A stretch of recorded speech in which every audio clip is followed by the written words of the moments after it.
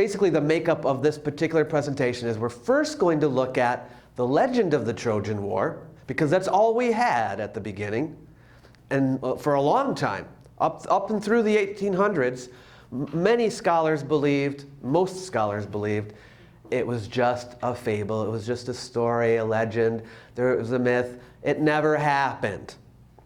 But then, someone found out that maybe it did happen. So we're going to talk about that. Well, then we'll look at all the things we've discovered since then archaeologically and what we can piece together about the period of the Trojan War and the war itself.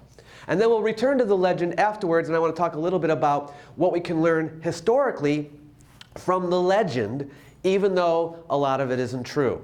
Oh, I just gave away the ending. But anyway, so that's what we'll do over the next hour or so. So the myth versus the reality. And I'm going to test it. This is the first time I've done it here, but okay, good. So the first thing we want to talk about is what are our sources, our earliest sources on the Trojan War. Remember, the earlier it is, probably the more reliable it is, hopefully, okay? Our earliest sources on the Trojan War come from the epic cycle. And the epic cycle is a group of stories. We call these epics because they're long. An epic is a long narrative poem that embodies the values of a culture. And these would be the great epics of ancient Greece. Okay? And there are 8 of them. I put them here in order of the story of the Trojan War. So if you were going to get the earliest version of the Trojan War, okay, you would read these in order. The first 5 are about the war, and the last 3 are about what happened after the war. Now you may be saying, wait a minute, I don't remember some of these. I know Homer, right? But I haven't heard of these other ones. That's because they don't exist anymore. The bad news is all but 2 of these are lost probably forever. We know about them because the Greeks of later times told us about them and what was in them, and they even quote a few things from them. So we know generally what they're about, but we don't have them. The good news is we have apparently the 2 best ones, Homer's. Okay? Homer's Iliad and Homer's Odyssey, which were required reading in ancient Greek schools of later times, after the Trojan War. And that's why we still have them, because they were copied so much. The other ones, I guess, weren't considered as good. So they're like, because the only way you're going to make sure a document survives is to keep on copying it. That's all they could do back then, right? And they stopped copying a lot of these, and that's why we don't have them anymore. So it's kind of sad, but nevertheless, we have a general idea of how the story went. Now, please keep in mind that these, by the way, these guys are not writers. We say, well, wait a minute, but they wrote stories. They didn't write them because they didn't know how to write. They composed them, but they were entertainers. They were bards. They sang stories for entertainment at festivals and parties and things like that, and that's why we have them. The reason why they got written down was later when the Greeks invented their alphabet, because these were composed before they even invented their alphabet. Then some other bards of maybe a generation or 2 after Homer thought, this is good stuff, we got to get it down, and they started writing them down. So these epics were actually memorized by many bards for a couple of generations. You might say memorized, but they're long. There's like 24,000 verses in each of Homer's epics. 24,000 verses, how could you possibly memorize that? You can, they were good at it, and even nerds today do it, so it can be done, okay? And that's why we have them, all right? So I'm going to talk a little bit about what these tell us as what the story is. They didn't get together one day and say, hey, Stesinus, you do chapter 1 and I'll do chapter 2. It wasn't organized like that. And so there are contradictions between them, but I'm going to give you the gist of the story. There are also later stories on the Trojan War, but they get embellished and changed, and so they get less and less reliable. Not that these are particularly reliable either, because as I will tell you a little bit later, they weren't composed until several centuries after the Trojan War. So they're not from the time of the Trojan War. They're from after. All right, so the story itself. I have here some images. I just threw in here, this is not an ancient Greek work of art, but it does show all the characters, so that's why I put it up there. This is an ancient Greek work of art from a vase, and it's showing the Trojan horse. This is, of course, from the movie. But anyway, how did the war begin? Now, one thing that the Greeks have in their stories, in their epics, is a lot of the deities are involved, right? Gods and goddesses. And of course, for a historian, you're like, okay, that couldn't possibly be true.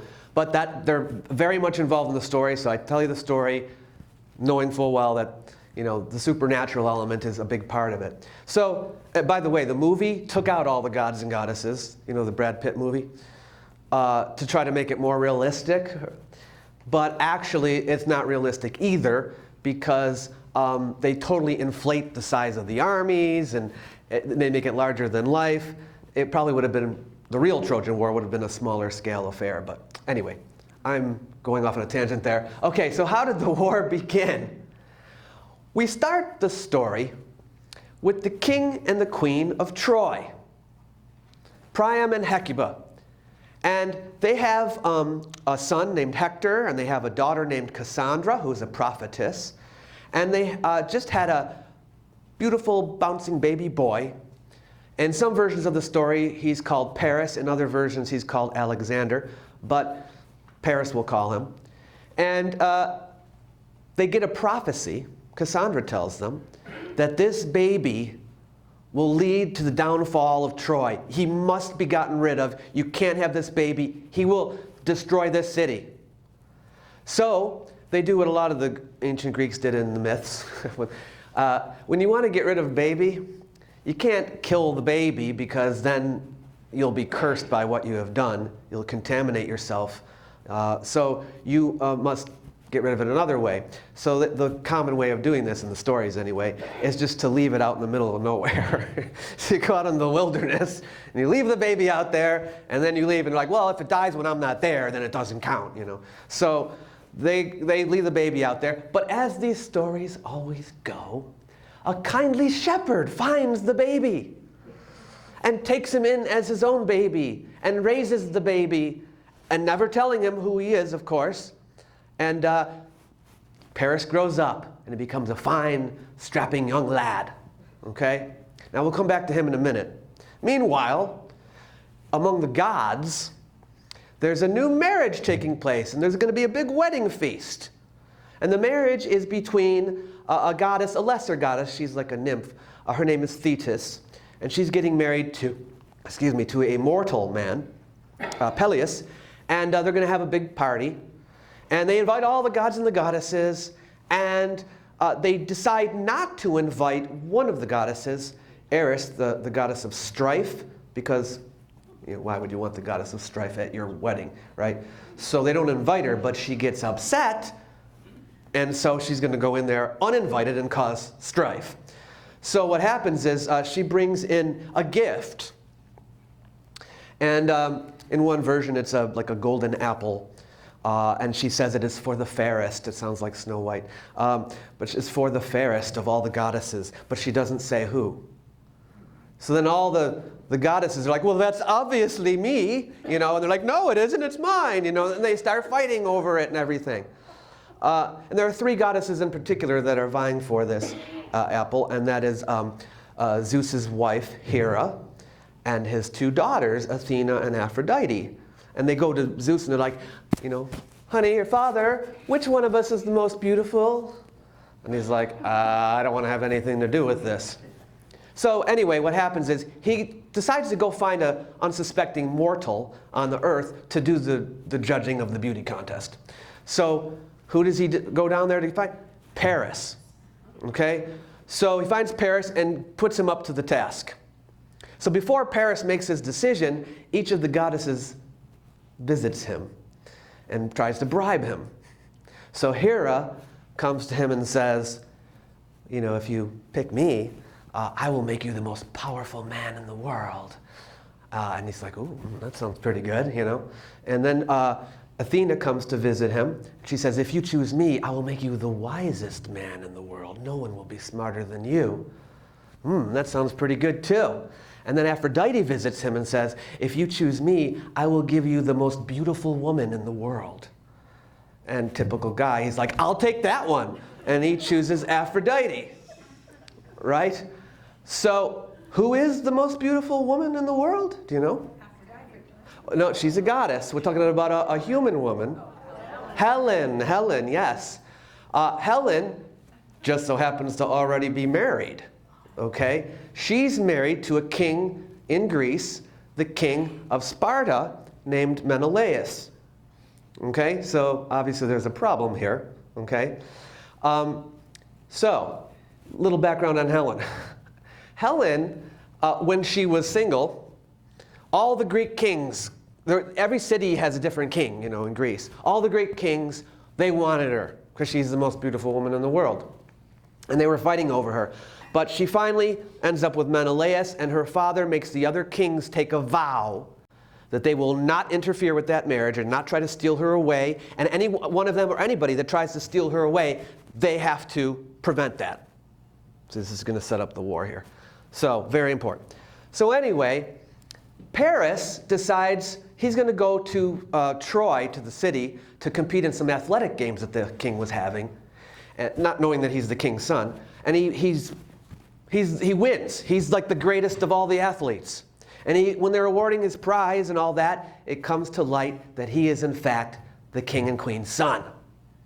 And forgetting all about what had happened in the prophecy, they're like, we welcome you back, son. Come back to the palace. You can be the prince and, you know, all this. And he's back in the family. Much to the dismay of Cassandra, their prophetess daughter, who's like, no, you must kill him. Get rid of him. Banish him. Get him out of here. He's dangerous. But they don't believe her. And the reason why they don't believe her is, another slight tangent here, she was given the powers of prophecy by the god Apollo, who is the god of prophecy. And Apollo said he would give her these powers if she agreed to have sex with him. And she's like, sure, yeah. And he gives her the powers, and then she's like, no, I don't want to have sex with you. So he's mad, but he can't take the powers away. So instead, he curses her so that, yes, her prophecies will always be right, but no one will ever believe her. So she's like, get rid of Paris. And they're like, oh, Cassandra, you don't know what you're talking about, you know. And they don't believe her. So he's back. Well, anyway, Troy, I don't know if you know this, is in what is now Turkey. Well, that's what we're going to find out. But it's across the sea from Greece. And Paris is sent on a diplomatic mission to set up a trade arrangement or something with the Greeks. And he goes to visit Sparta to speak with Menelaus. And Menelaus is away on a business trip. And Helen is home alone. And there's a couple different versions of the story, but in one version of the story, they fall in love and run off together. In another version, he kidnaps her. But whatever the case, they leave together and go back to Troy. And now Menelaus comes home, and he's mad.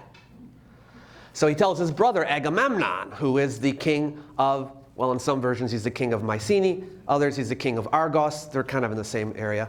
And they're like, okay, well, we made a vow. We have to do something about this. And they send some guys over there first to negotiate, but the Trojans are like, they gave them the finger or whatever. And so, okay, we can't get her back. So they declare war. And that's how the Trojan War begins. The later Greeks say that this was the first time in their history that the Greeks ever got together and united on anything, because they were always fighting each other. So this is the first time they did it. They got together. You ever hear the expression, the face that launched 1,000 ships? They say there was 1,000 ships. That's obviously an exaggeration. But anyway, Helen is the face. And so Agamemnon calls together all the Greek warriors. They're going to assemble together at this place called Aulis, get the ships ready, and they're going to sail to Troy and fight Troy. And so they get all the army together, but they are missing the greatest warrior of the Greeks. Where is he? We can't find him. His name, do you know? Achilles. Yes. They can't find Achilles anywhere. I'm taking too long on this. But anyway, so they can't find Achilles. Achilles is hiding. You see, he happens to be the son of, you know that marriage I was telling you about at the beginning? Thetis and Peleus? He's their son. And there was a prophecy given when he was a baby saying that he was going to die in warfare, and his mom wanted to protect him so that he wouldn't die. He ends up becoming a great soldier anyway. But when he was a baby, she bathed him in the river Styx, which is a magical river that if you bathed in the river, it would confer invincibility upon you. So she dunked him in the river, holding him by his foot, and her hand was covering his heel, so his heel didn't get wet, and that's why Achilles' heel is vulnerable, you see. Okay, so anyway, Odysseus, who's the tricky one, he finds Achilles. Basically, he brings Achilles is in this village with a bunch of women, and Odysseus brings a bunch of gifts like jewelry and makeup and all the things that women supposedly would like. But there was also a sword in there, and he watched to see which of them went for the sword. And he's like, aha, it's you, Achilles. And anyway, so Achilles now joins up with the army, but the winds aren't blowing, so they can't sail across the ocean. And they try to find out what's going on. Agamemnon consults a seer, and the prophet tells him that the goddess Artemis is mad at him, and the only way he can get the winds to blow is to sacrifice his daughter. So Agamemnon is very torn by all of this, and he decides, well, the war is more important, so he sacrifices his daughter. And in different, sometimes she's like a little girl, other times she's grown up, but anyway, he kills her, and his wife is upset about this, and she ends up killing Agamemnon when he comes home. But that's another story.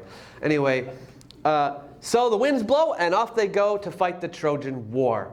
Now, what you may not know is that the Iliad, which is the second epic here in this, that begins in the 10th year of the war.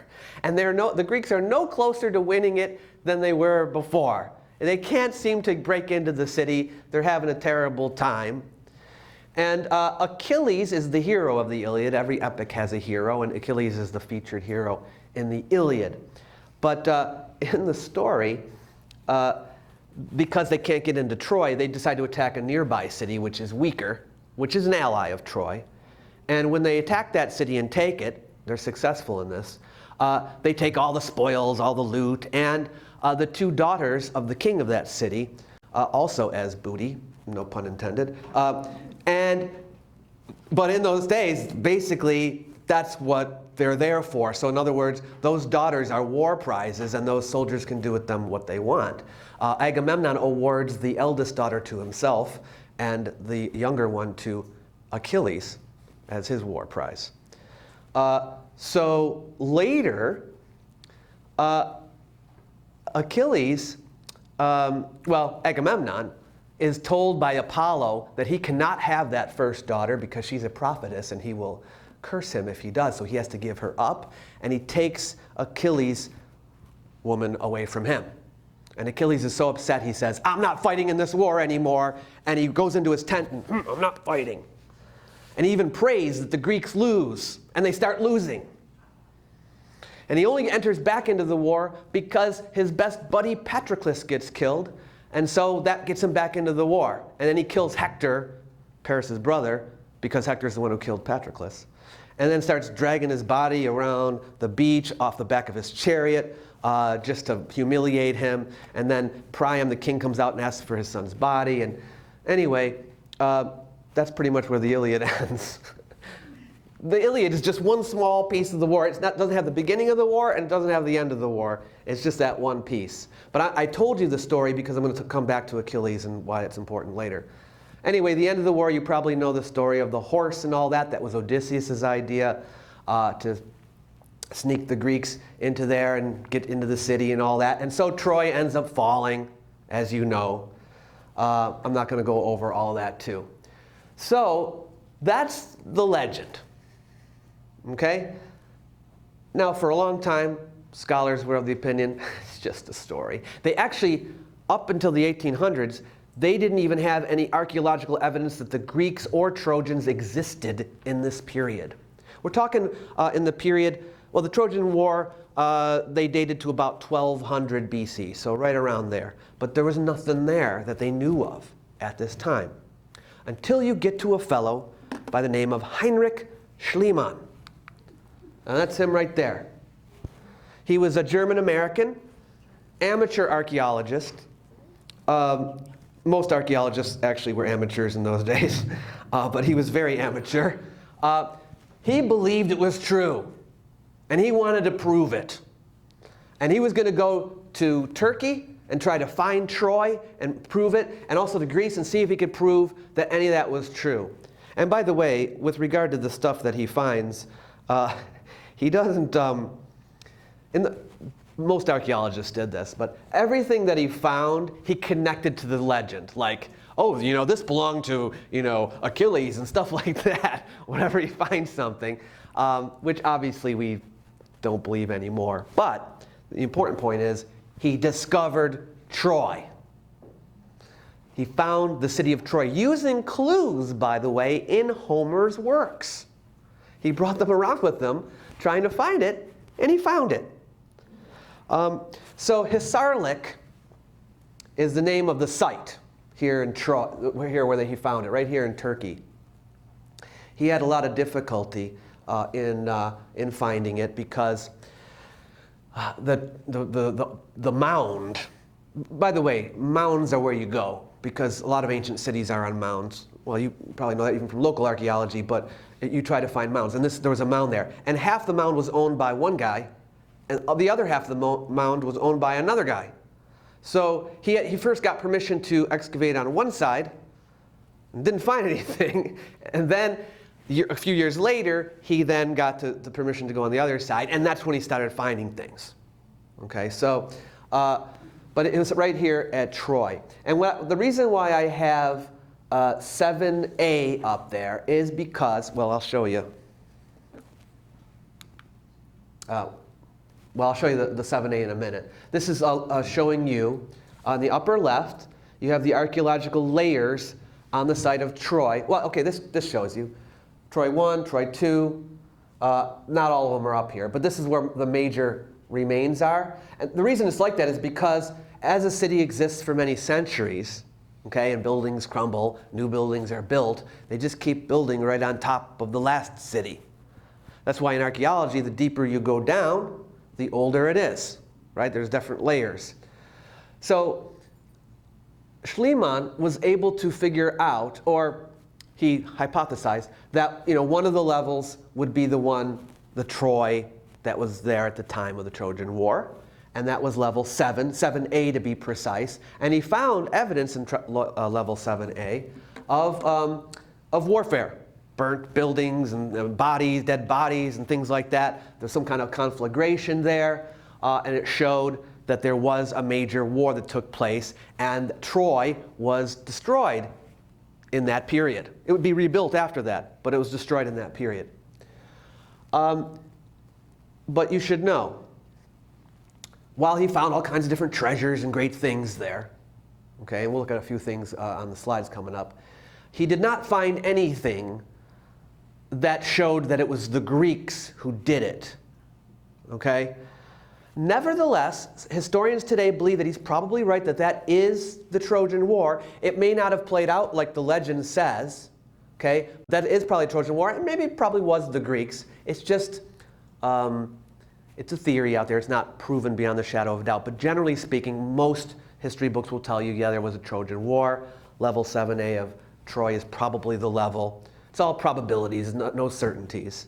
So Schliemann has still to this very day not been at least entirely discredited. Some of his smaller theories have been, but here's some of the remains from Troy. If you go to Troy today, you can see some of the structures. Not all of these are from that period, but here's the different levels here. This would be the Troy, probably as it looked in the time of the Trojan War. Notice all the homes outside of the walls. Yeah, that was common for fortified cities. It's too hard to make, it's too big of a wall to go around everybody. So when you get attacked, everybody just runs inside and hope that it's not going to be too long. But here's all the different levels here of Troy. Here's some of the remains here. You can see a bit of a road, some of the remains of some of the walls. Okay, I'll get to that in a second. Let's see, I want to make sure I didn't leave anything out. Okay. One little side note. Schliemann, he was a single guy at the time. He had a friend who was helping him with all this. He was so into Homer and so into the ancient Greeks and all of that. He's like, you got to find me a Greek wife. Would you? He actually ordered one of his guys to go find him a beautiful Greek woman who knew Homer. And the guy did. He found a woman, and she was really into Homer, and she liked Schliemann, and they ended up getting married. But anyway, after Schliemann excavated at Troy, actually he's kind of going back and forth. He excavated the one part of Troy, then he went to Greece, and he began looking for the city of Mycenae, Agamemnon's city. And guess what? He found it. Okay, we're going to look at some of the ruins of Mycenae. He also began looking for Odysseus' home of Ithaca, but he found a place that he thought was it, but we're still not sure where Ithaca was.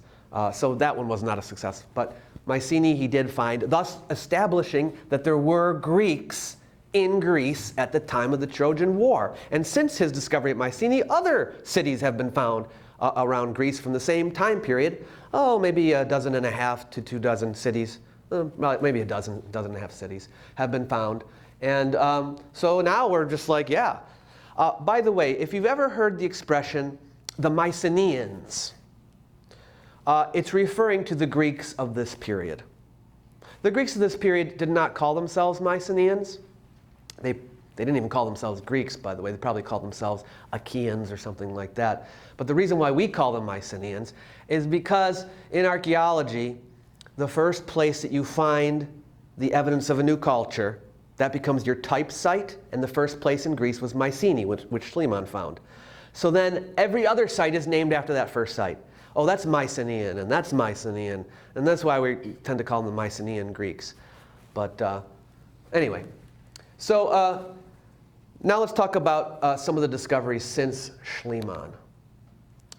So here you're looking at a map of Greece and Asia Minor here, and some of the sites that we have discovered from this period, showing that there were cities in many of the places that are mentioned in the Trojan War legend, by the way. Okay? Homer knows many of the cities that existed, and some of them did not exist in his day. Actually, a lot of them didn't exist in his day. So how did he know? But we'll get to that later. This map is showing you where we know they had, well, basically where they invaded. Because we have evidence of attacks here. We have evidence of goods being traded to these places. We have inscriptions from some of these places that mention them. Okay? So we know that they often went out into other areas, raiding and things like that, and trading, depending on what mood they were in. They were very warlike people, the Greeks of this period. Political structure.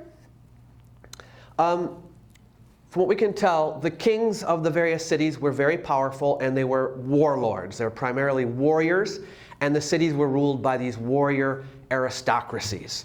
The king was called a wanax, and he was very powerful. And the warriors, basically, they went out and stole things or whatever, brought it back, and they kept most of the loot to themselves. So there was no trickle-down effect here. Most of the rest of the people were poor. They kept most of their... We'll talk a little bit about why a little bit later, but that's kind of how it worked. And the commander of the army was the second in authority to the king. We also know that the Greeks spoke Greek during this period. Okay, that's why we're still calling them Greeks. They did not have the Greek alphabet.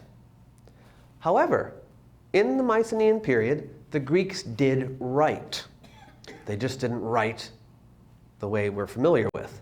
Okay? Well, first, before I show you the inscriptions with the writing, I want to show you some of the remains, some of the ruins here. I'm getting a little ahead of myself. Okay.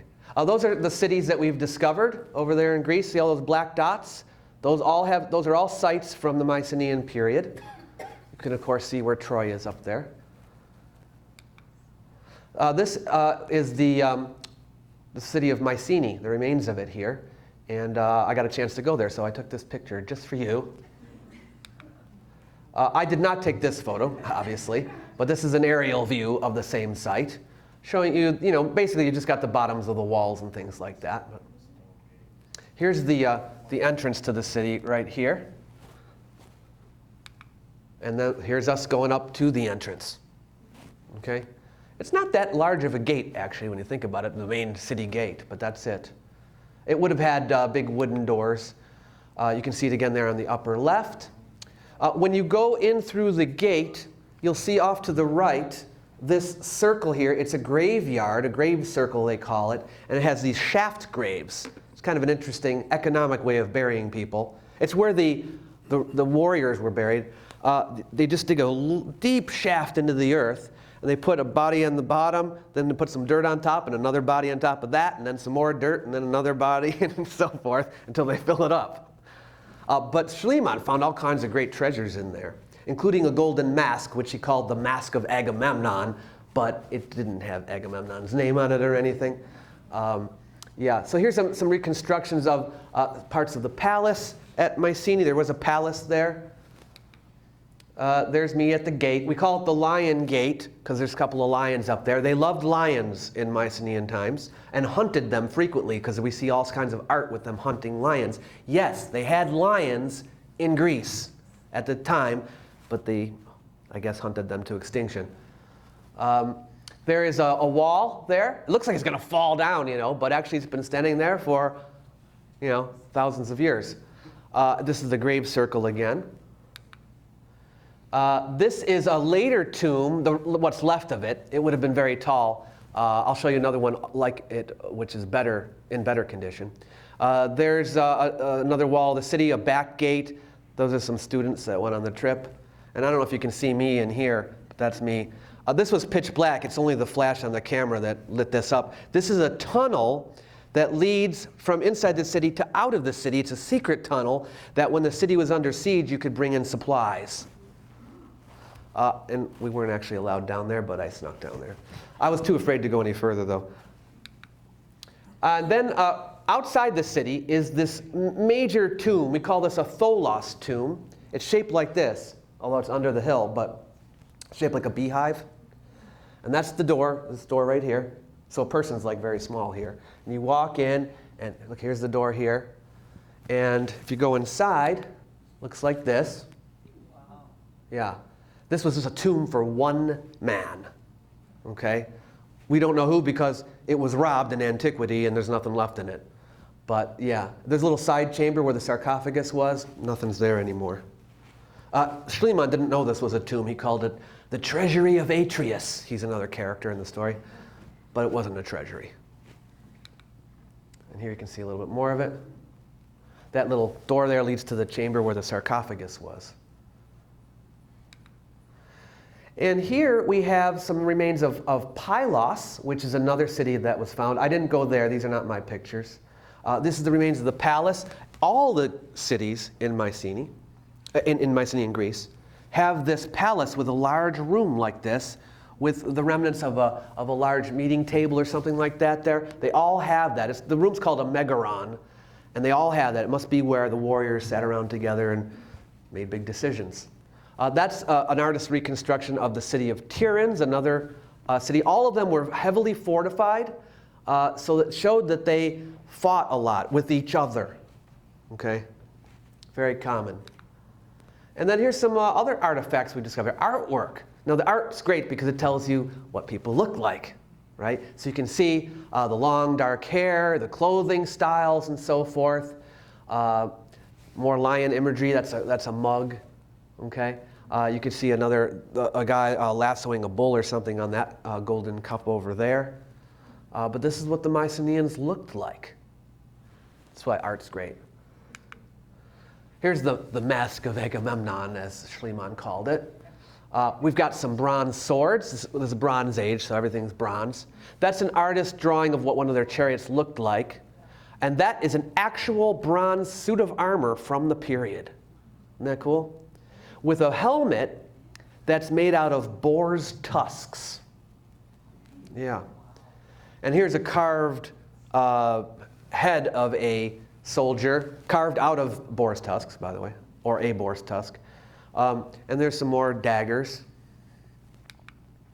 some more swords from the period. Most of the handles are broken and all that, but get an idea of what they fought with. And these ones are amazing. Now check this out. Okay, so you have, now we don't want to, there's a lot of gunk around the sides, but you don't want to break that off because it'll ruin it. So sometimes they'll put like a piece of rubber around it or whatever to, and that's a reconstructed handle. But there's actual art on here that still has the color, right?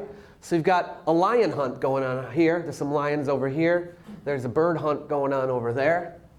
Beautiful. And that's a real handle from one of the whole sword's not there, but yeah. All right, now here's their writing. This is black and white, so it's kind of hard to see. This is their script. It's not an alphabet. There's like 90 symbols, too much for an alphabet. It's a syllabic script, meaning each sign represents a syllable, like a consonant and a vowel, or a consonant, vowel, consonant, or just a vowel. And there are 90 signs. And here's another example. This is just a drawing of that. This is a drawing of what's on the other side. That's the guy standing there. Here's another one. Pretty simple, you know. There's another one. It's called Linear B. Linear B. Not a very romantic name for a script, but we called it that because there is a script called Linear A that was used by people on Crete, but they weren't Greeks. And we can't read Linear A. We can read Linear B. So we know what all these say. There's not a ton of great information as far as history is concerned. A lot of like, accounting sort of things and business and all that. But, we do get some information. One of the interesting things about the writing is we know that not many people could write. How do we know this? Well, in ancient times in general, that usually is the case. But also, there's a study that was done in the city of Pylos where we found most of the tablets. Thousands of broken pieces of tablets, They had some handwriting experts examine them. And they discovered that over a period of like a couple centuries worth of tablets, there's only a small number of different handwritings. Like, in other words, just a handful of scribes wrote all those over that long period. And there were like tens of thousands of people living in Pylos. So, tells you that most people couldn't read and write. It also will explain why after the Trojan War, not long, like within a century or two, the ability to write was forgotten and they completely lost it. They didn't train new people, I guess. But yeah. So those are the Linear B tablets. Let me go back to my outline here.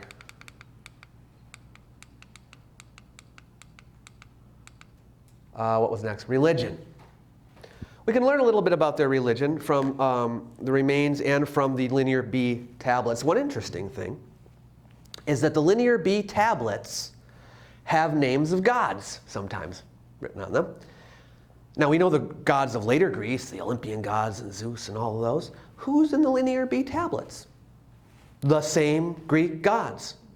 Not all of them. But you have Zeus mentioned, and Artemis is mentioned, and Athena is mentioned. A lot of the Olympian gods are mentioned in the Linear B tablets. They were already worshiping these gods in this period. So that's interesting. We also know that they were engaging in many of the religious practices that the later Greeks engaged in, like animal sacrifice and things like that. Animal sacrifice was common in a lot of ancient religions in this entire area. But the Greeks were doing it too. There's not a whole lot of information. We don't have no like Bible or anything that we found, or Greek, nothing like that that can tell you any specific information. One other thing, though, I can tell you about the religion, and that is they did borrow a lot of religious beliefs and maybe even gods from other countries that they attacked, because it was very common for them to go raid another area and loot the temple. But maybe out of fear of the god of that temple, they preserved the statue and would bring it back to their homeland and set it up and worship that god. Maybe hoping that it wouldn't curse them or whatever. We call this syncretism, where you borrow other people's religious ideas and incorporate them into your own society. So there was a bit of that was going on too. So we're not even sure if all the Greek gods are original to Greece. Probably there are some that were imports. Okay. But what happened to the Mycenaean Greeks? This is when they were active in this period between 1600 and 1100. Within 100 years after the Trojan War, and it's not that long when you think about it, and they won that war, they were done. Some of the things that we see archaeologically is, and the most important thing, the cities were completely abandoned, like they just left. There's not evidence of major warfare going on in all these cities, like they were attacked or something. The Greeks had a legend, the later Greeks had a legend, that Greece was invaded by a group called the Dorians, who are another kind of Greek, by the way. And the Dorians attacked and brought down this great civilization. Doesn't appear to be that. It looks more like the Dorian Greeks came in after the areas were already abandoned. The Dorian Greeks, by the way, didn't even live in the cities. They were rural folk. The Dorian Greeks would be the people like the Spartans that you know of from like the movies and all that. This is Sparta, all that.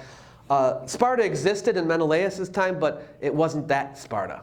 The Sparta that you know, the famous Sparta, that's Dorian Greek Spartans. But they came later. More likely, the people left the city, all the cities, of their own free will. Why would they do that? Well, could be a number of different things. Could be a plague or famine. We think it probably is a famine because you move when you can't survive, right? You're like, this is not working out. We've got to go somewhere else. So maybe there was a drought or something like that. We've got to find greener pastures literally somewhere else. About 50% of the population disappeared. And we do have evidence that they went into other areas to try to find other areas to live outside of Greece. And even over here, people left to look for other places to live. So, and they lost the ability to write. The people who stayed there reverted to a rural lifestyle. Okay, the whole civilization collapsed. And that's when we entered the Greek Dark Age. I do want to talk a little bit about the Greek Dark Age because it was near the end of that period that the great epics about the Trojan War were composed. So they're not products of Mycenaean times. They're the products mainly of the Dark Age, or just after the Dark Age. Let's go back through my pictures here. Oh, there's another Linear B tablet. Okay, systems collapse. So as I mentioned, people were migrating out of Greece and going to find other areas to live. This is a whole story in itself that is very interesting. Because moving over here, there are contacts with Egyptians and people from biblical lands and so forth. But that's another story. Anyway, back in Greece, everything collapsed. And we have a whole new lifestyle that is, it's like the old ways, back to rural living. We call it the Dark Age because, not because, like sometimes we think of Dark Ages as like, oh, those were terrible times. We don't know if the times were terrible. We just don't know a lot about them. They're dark to us. We can't see them very well because there's no writing. There's no documentation that you could look at. And since people are not living in cities, one city survived. It was called Lefkandi. But other than that, it was on the coast. All the cities are abandoned. So there's no cities to excavate. There's just a little bit of stuff here and there, pottery and some tools or whatever. But there's not a whole lot to look at. So we call it the Dark Age because we don't know a lot about what happened. Okay. The way of life of the Dark Age. They did develop a new technology, so it's not all bad, right? They developed a new technology, iron. We're at the beginning of the Iron Age here in the Dark Age. So they have that advancement. They also appear to have invented the compass, not the magnetic compass, the compass that you can draw circles on pots and things like that. They had those technological improvements, but it was a much different way of life from Mycenaean times.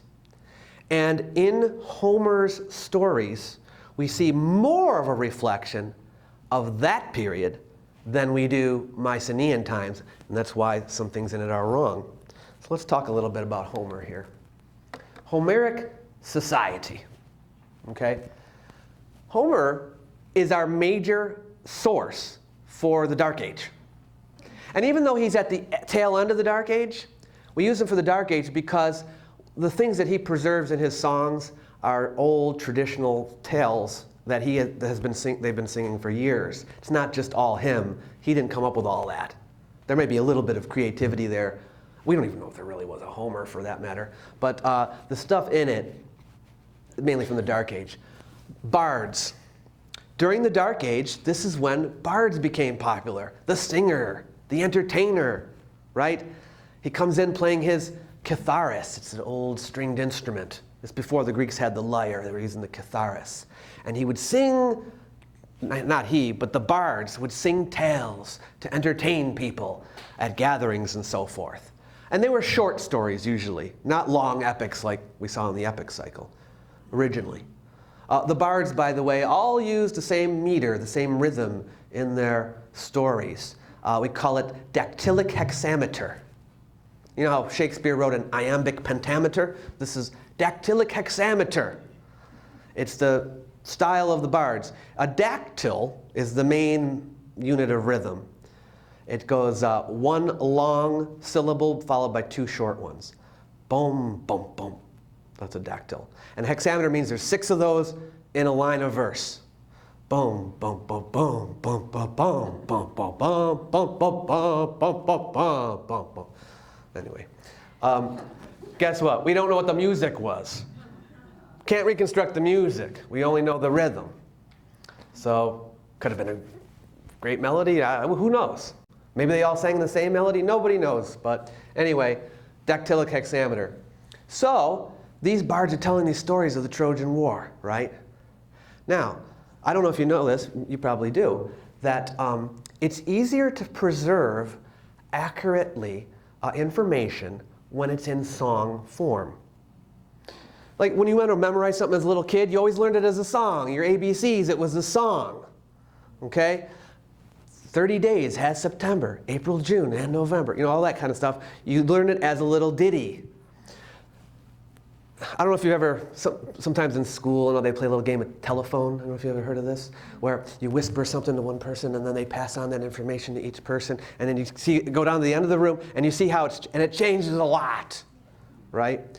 But if you do it as a song or as a rhyme or something like that, it stays intact better.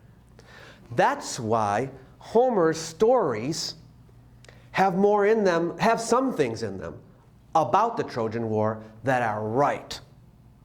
He knows what cities existed. There's a part in the Iliad where he goes down the list of the ships and where they came from. It seems to be something that he had memorized from somewhere else. Very accurate, probably. Okay? He knows about some of the things that they had, like the chariots that they had. They didn't have any chariots in the Dark Age, but he knew about chariots. Maybe he saw some chariots, or maybe the chariots were just part of the story that he inherited. He doesn't know what they were used for, though. He thinks that the chariot is like your taxi to get to the battle. You hop on the chariot and you ride to the battle, then you hop off and start fighting. He didn't know they used it in the battle. Okay, so anyway, so he gets some things right, but a lot of things he gets wrong. And most of the things in it reflect his society. Okay, let's talk a little bit about Homeric society. In his society, the kings are generally weak, because in his day, the rulers were weak. Okay, they might rule over one little hamlet in a valley here, right? A small group of people, maybe a few hundred. And even then, he didn't have complete authority over all the people. Now, people are very warlike in Homer's works, and they were in those days too, but they didn't have the kind of power that they would really have had in Mycenaean times.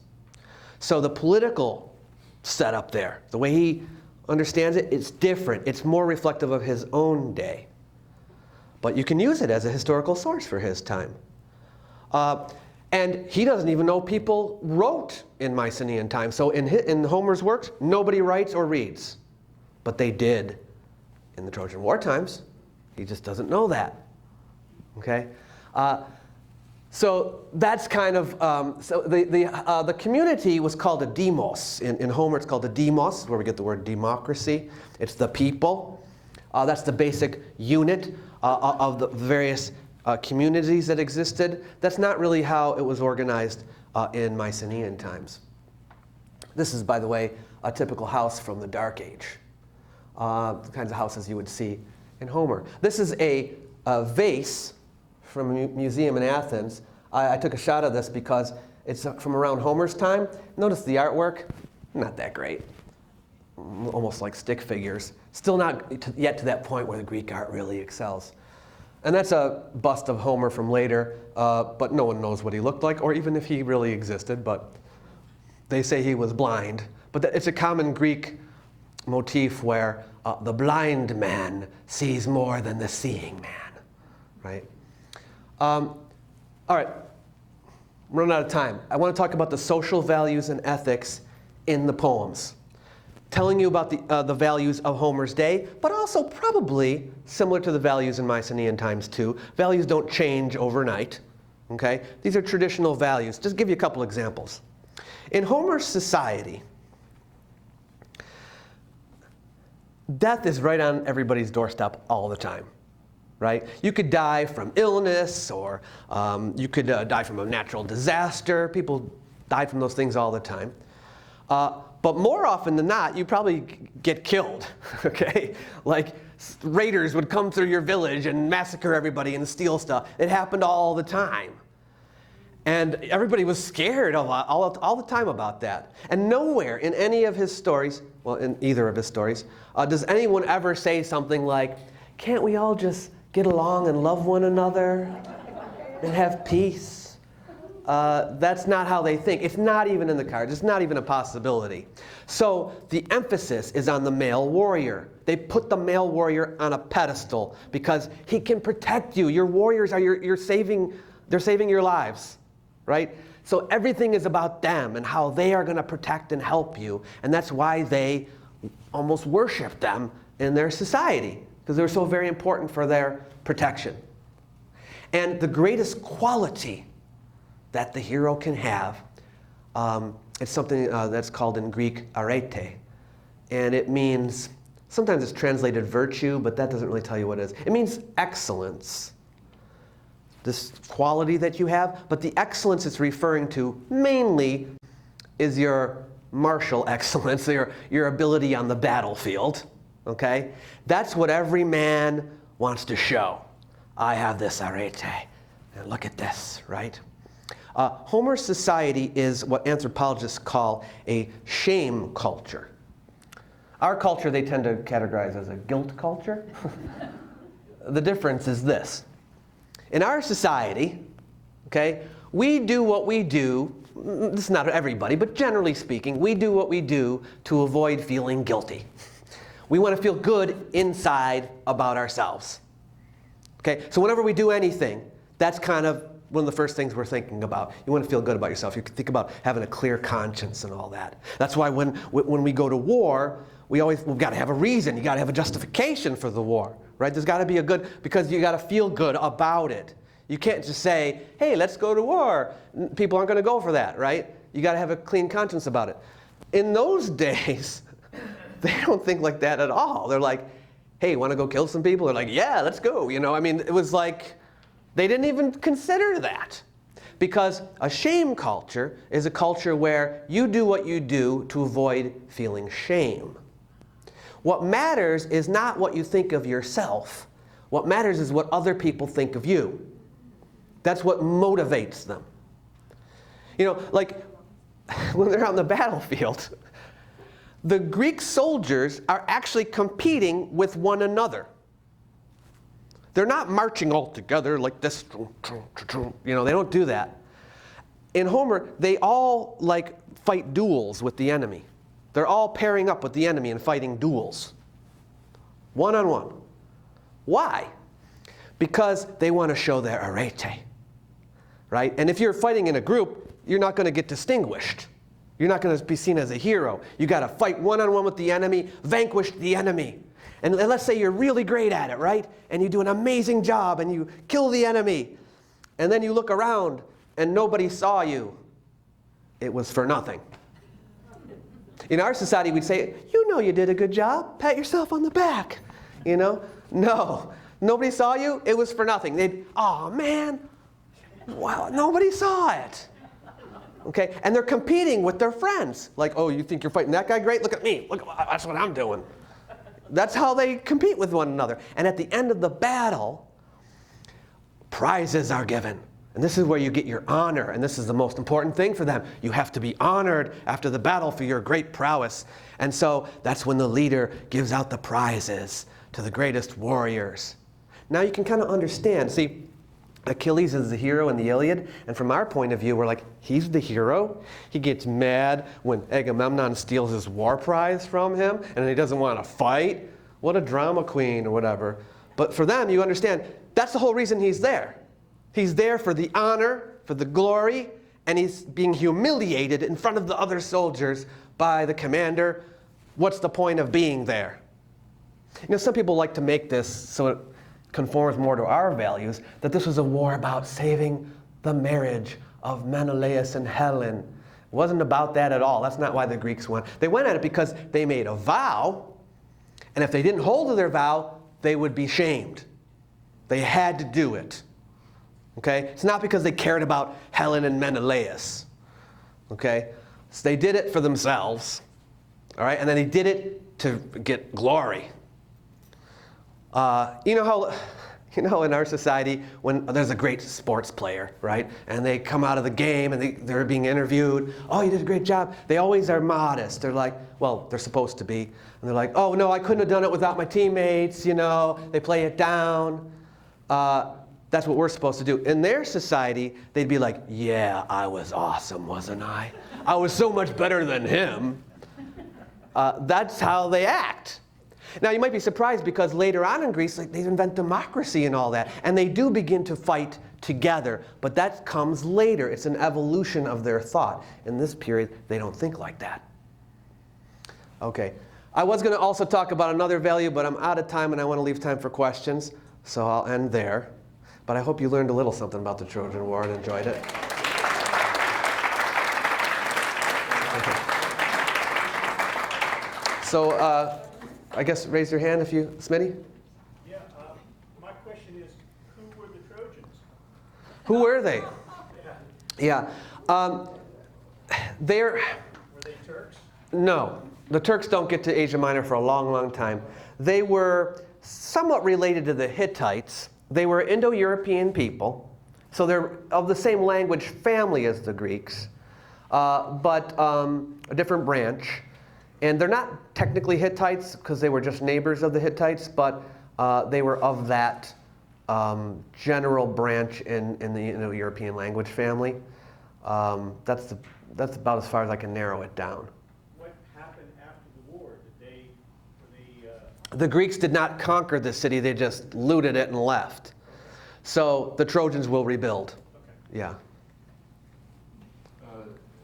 The digs at Santorini, have they shown anything regarding the war? Santorini, it's got, well, the original settlements there were Minoan, which got destroyed in a volcanic eruption, but that was just before Mycenaean times. Then they got rebuilt. There was Thera and all that there, which is Greek settlement, and existed all through Greek times. But no one from there, as far as I know, engaged in the Trojan War. But there were Greeks that lived there for a long time, and still do, yeah. It's been inhabited all the way through. It wasn't until we got to Mycenae, this is like 30 years ago, and heard the story about the mask, and then we had to drive back. I had to drive us back to Athens to see the mask. Okay. Well, I know that was Agamemnon's mask because it looks just like him. Yeah. I mean, of course, that's what he would look like, right? Yeah. Yeah. Actually, the mask is from a time older than Agamemnon would have lived. So it probably was maybe a great ruler. I could even be a god, but we don't know who. Yeah.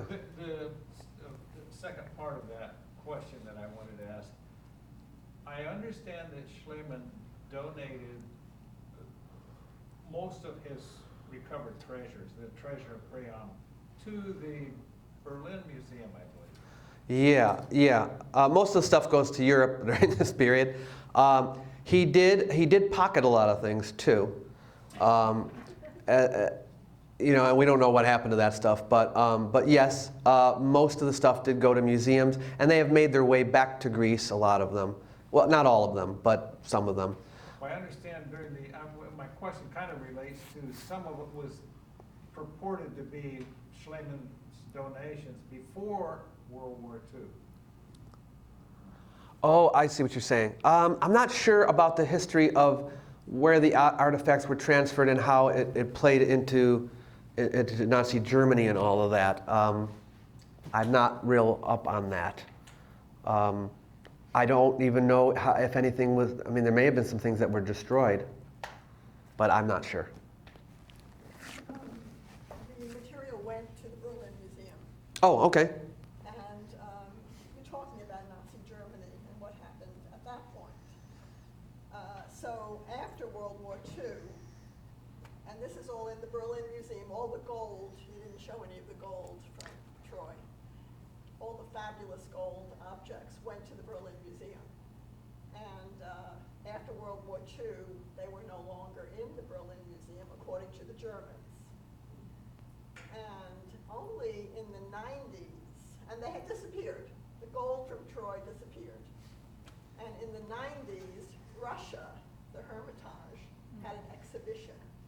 All the gold was taken by the Russians Ooh, when they interesting, stayed in yeah. Germany and brought back to Russia. That's what you're talking about. Is it still in Russia as far as you know? Sorry, they're in Russia today. Okay. It's in Russia. Oh, okay. And this was photographed on Schliemann's second wife, the Greek archaeologist, Archeologist. Yes. And photographed beautifully with her wearing all of this jewelry. Yeah. That's right. Yeah, that's right. I should have included that too. And the gold, yes. All right, very good. Next. How far would the tunnels go? How long were they? Like the one I was in? Yes. I was told at the time, I can't remember now, I only went like a very short distance down the tunnel. Pitch black, you know. But it was quite some distance because you don't want to come right out where, you know, the soldiers are surrounding it. So it was quite some distance. I can't tell you exactly how long it was. All right. Well, thank you very much, everybody.